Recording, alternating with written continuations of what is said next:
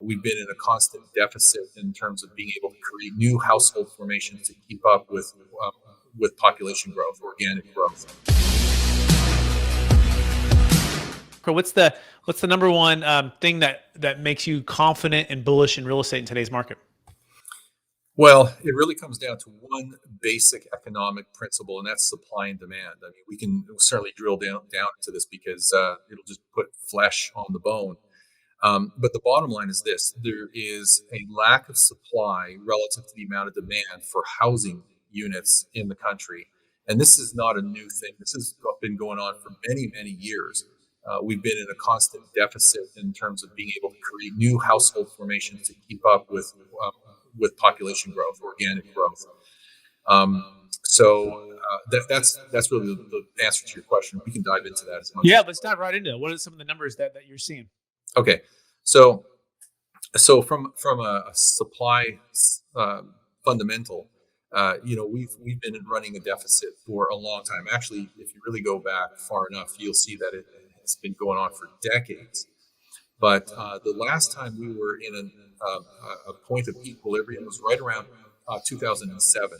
But you have to remember, right before the Great Recession, we were building like crazy. There was a lot of speculation, a lot of new construction going on. So we actually got to a point where there was enough supply to meet the real demand, the true household organic demand. But ever since then, we got back into a place by 2012 where we were in a large deficit again. So Freddie Mac has recently said that between now and 2030, we could have a 4 million unit housing shortage. Now, that's not going to happen because builders are building like crazy and they're all on top of this game.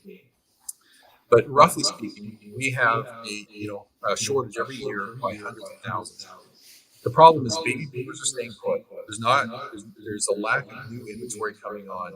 Builders are trying to keep up. All of this increase in demand and lack of supply leads to increased occupancy, increased rental rates, increased property values. All a good thing if you own real estate or you're getting into real estate. But when we look at the demand side, we need roughly, actually, if you were to look at this about 3, 4, 5 years ago, we needed 1.37 million units every year of additional supply just to keep up with existing demand. Now, looking back today, those numbers have increased. We need roughly about 1.5 million units per year. Are we keeping up? Now we are. We're actually exceeding that as of 2021 and 2022.